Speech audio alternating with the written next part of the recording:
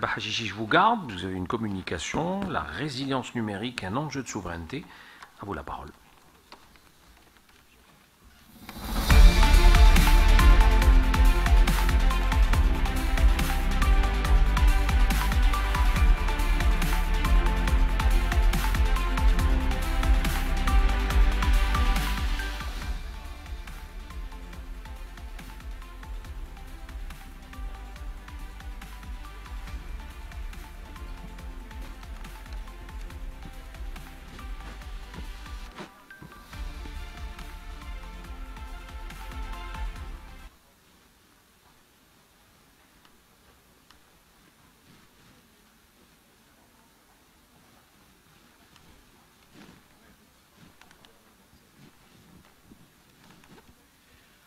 Toujours dans la continuité, donc on parle de résilience numérique et un enjeu de souveraineté. En développant le sujet de la présentation, déjà dans mes échanges avec Ahmed, mais dans le développement un peu de la présentation, j'ai longtemps hésité entre la résilience cybersécurité et la résilience numérique. J'ai préféré d'aller plus largement dans tout ce qui est résilience numérique, à savoir la résilience cyber faisant partie, mais aussi la résilience opérationnelle, la résilience des processus, la résilience que devrait gérer entre autres un RSSI dans ses fonctions de protection de la sécurité de l'information dans sa globalité.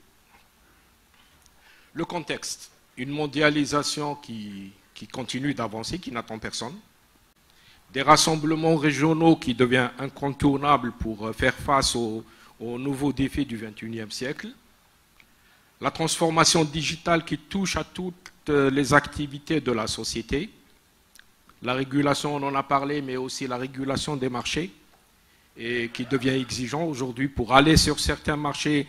Les entreprises ont besoin de montrer patte blanche et de démontrer de leur résilience pour aller, que ce soit sur l'aspect cybersécurité, protection de données ou encore résilience en termes de disponibilité tout simplement.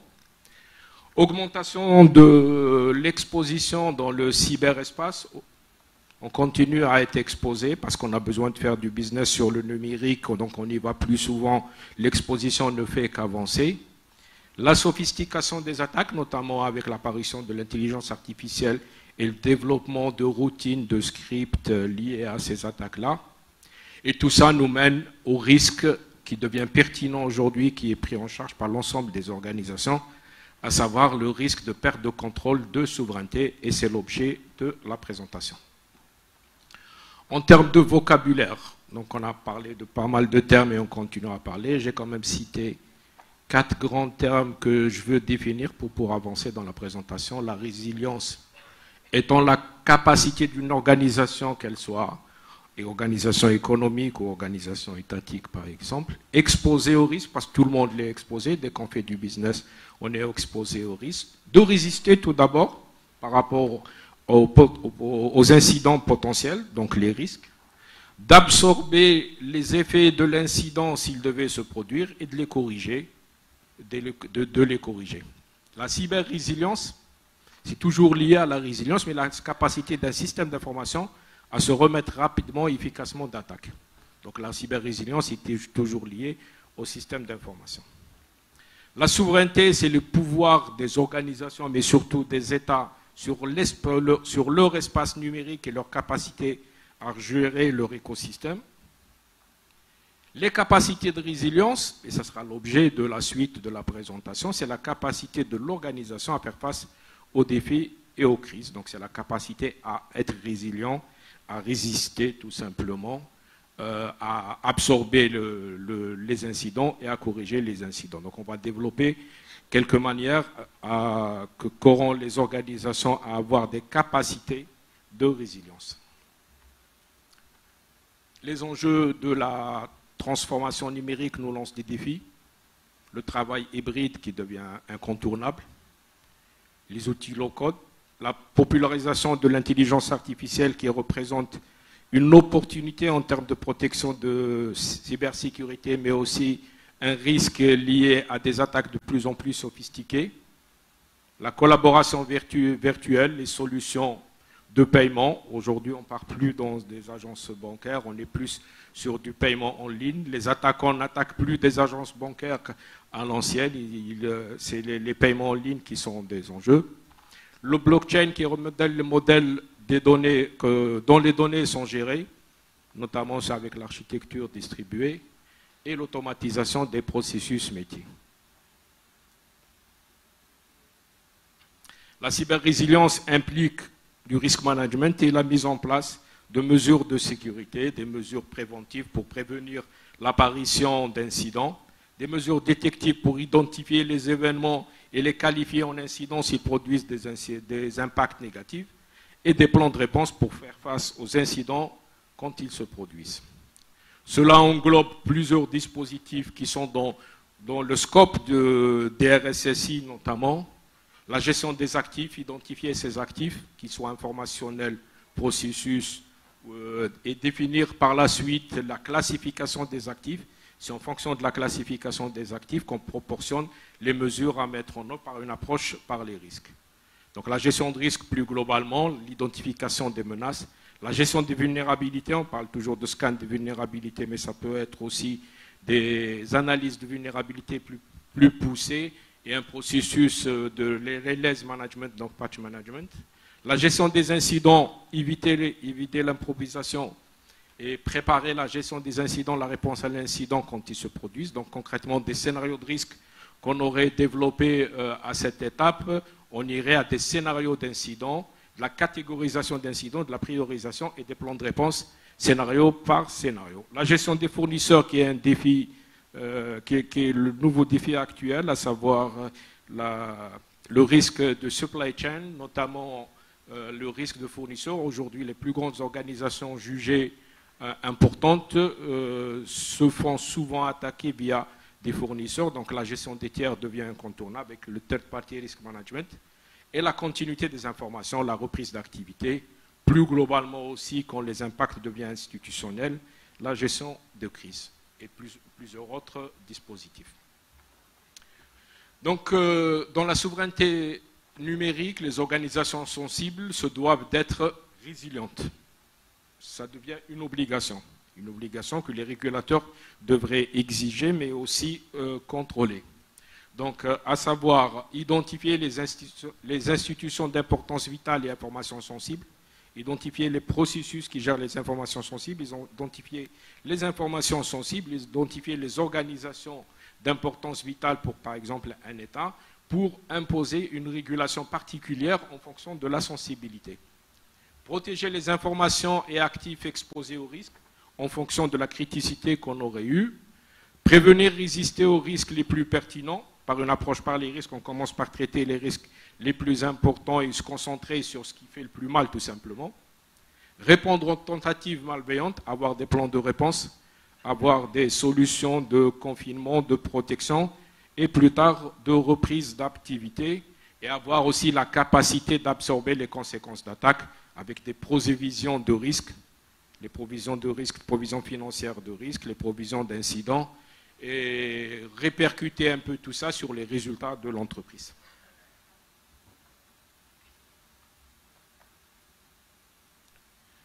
Pourquoi la souveraineté numérique? On passe à la souveraineté maintenant. Donc, la souveraineté numérique pour contrôler ses propres actifs, ses propres données, les informations sensibles, mais aussi ses technologies. Faire face aux menaces de cyberattaque. Soutenir les contenus et services numériques locaux, à savoir les données propres à l'État, mais aussi les activités les plus sensibles de l'État. Protéger les informations sensibles des citoyens. On a parlé tout à l'heure des données de citoyens. Et là, également, ça ne s'improvise pas. Il faut construire tout un dispositif. Se conformer aux lois et réglementations locales. Lois, régulations. Mais aussi, n'oublions pas les régulations du marché, notamment dans le domaine financier, telles que les règles prudentielles ou PCDSS, etc. Stimuler l'innovation locale parce que la résilience doit être construite dans le contexte où on est. Le scope, le périmètre de la souveraineté numérique, il est d'abord au niveau des informations. On sécurise nos informations, on sécurise les informations du citoyen, on sécurise les informations d'état civil, on sécurise les informations liées aux actifs liés aux citoyens. On s'assure d'avoir une infrastructure apte et avec la capacité de résilience pour contenir justement ces informations, puisque l'infrastructure est censée être un contenant d'informations, donc une infrastructure maîtrisée et sécurisée. Avoir la bonne technologie, mais également développer sa propre technologie. Aujourd'hui, c'est incontournable, ne peut pas dépendre à 100% des technologies importées. Développer les compétences, c'est un enjeu essentiel, on en a parlé tout à l'heure, mais c'est les compétences qui feront la base un peu de toute cette activité, et identifier les processus opérationnels qui gèrent justement ces informations sensibles et ces activités sensibles, les organismes à importance vitale qui gèrent ces processus pour garantir justement cette souveraineté, toujours par une approche de résilience. Deux exigences à cela, de la recherche et de l'innovation pour maîtriser ses propres outils, mais également la gestion opérationnelle et de maintenance. On est concrètement dans un processus d'amélioration continue, donc le dispositif de résilience doit être opérationnel, mais aussi maintenu dans le temps, puisque les risques évoluent. Nous sommes obligés de maintenir la résilience de notre souveraineté. Concrètement, pour cela, pour développer sa cyber-résilience, on met en place un programme de cybersécurité et pour développer les capacités qu'on a citées tout à l'heure, qu'on verra plus en détail par la suite. Et pour l'exemple, nous avons pris l'exemple du cas du NIST Cybersecurity Framework dans sa version 2, qui a été publié il y a quelques mois et qui est un des outils parmi d'autres pour développer la résilience numérique. Le NIST Cybersecurity Framework se base sur 5 étapes, avec une étape de base qui est le socle de base de gouvernance qui a été rajouté dans la version 2 qui n'existait pas dans la version 1. On s'est rendu compte que même si on est sur un dispositif de cybersécurité technologique lié à la technologie, on est obligé d'avoir une gouvernance, une stratégie, une approche par les risques dans la conduite de notre dispositif. Ensuite, l'identification, la protection, la détection, la réponse et le recovery. C'est les 5 étapes pour développer sa propre résilience. On identifie les événements, on qualifie les incidents, les menaces, on identifie également nos actifs et la sensibilité de nos actifs. Par une approche par les risques, on fait en sorte de tout protéger, d'avoir des mesures de protection et d'anticipation, des outils de détection pour détecter les menaces, des plans de réponse, des plans de continuité d'activité et également des plans de récupération une fois l'incident réglé. On va passer ces étapes-là pour voir un peu qu'est-ce qui pourrait nous attendre dans le cadre du développement de résilience par cette approche, par ce framework-là. Donc sur la partie gouverne, c'est la capacité d'établir et de maintenir un cadre de gouvernance robuste pour la cybersécurité au sein d'une organisation. C'est quoi?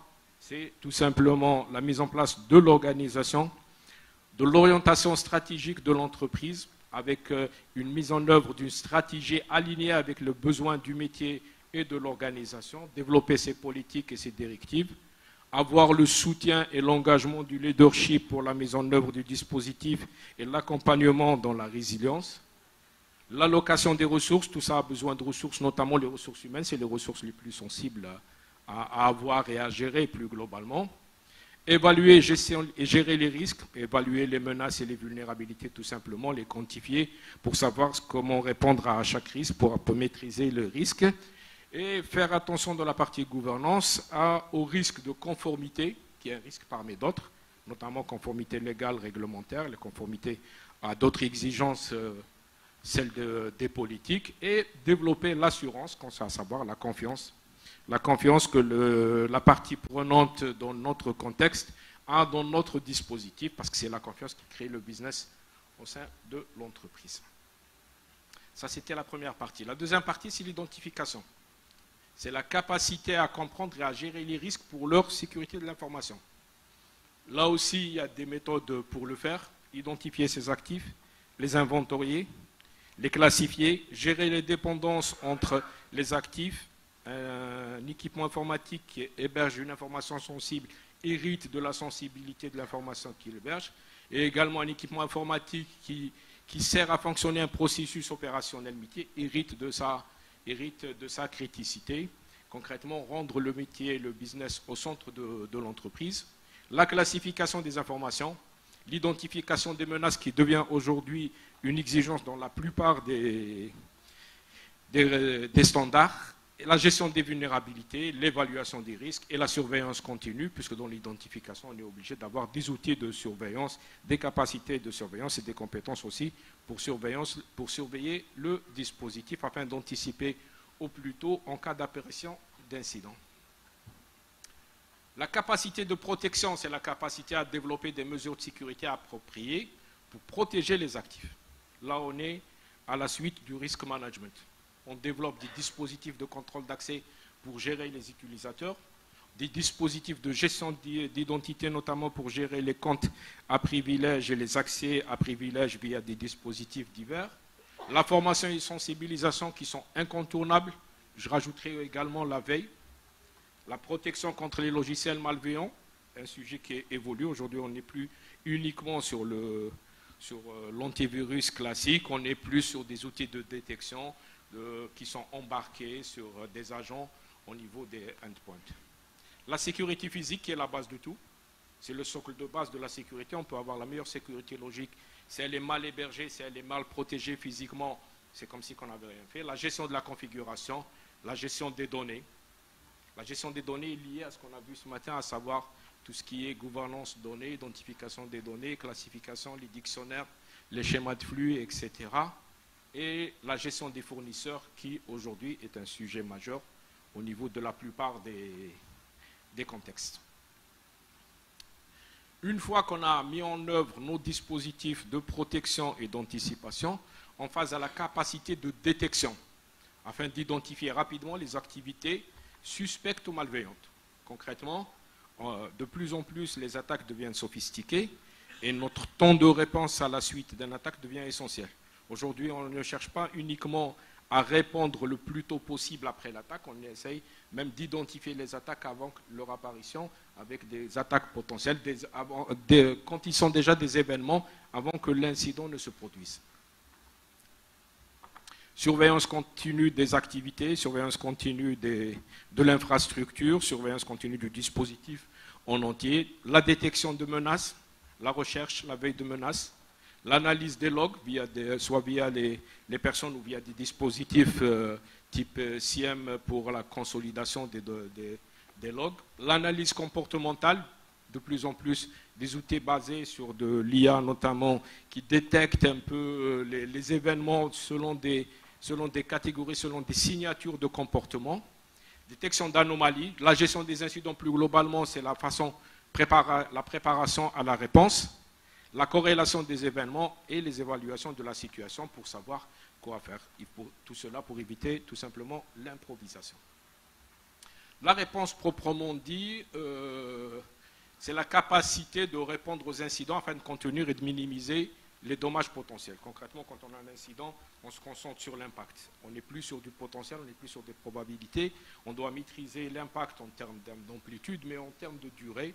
Donc la réponse doit être rapide et la plus efficace possible. Pour cela, détection et signalement des incidents, on détecte l'incident, on le qualifie, on le priorise, on le catégorise pour identifier le plan de réponse adéquat par des équipes type gestion de support et gestion d'incidents, planifier la réponse en fonction des plans, contenir l'incident, à savoir le confinement, l'éradication de la menace, le traitement, la récupération des données, on est déjà sur l'anticipation du recovery qu'on verra plus tard, la communication et la coordination qui font partie intégrante de la partie réponse et tout ce qui est analyse post-incident et forensique.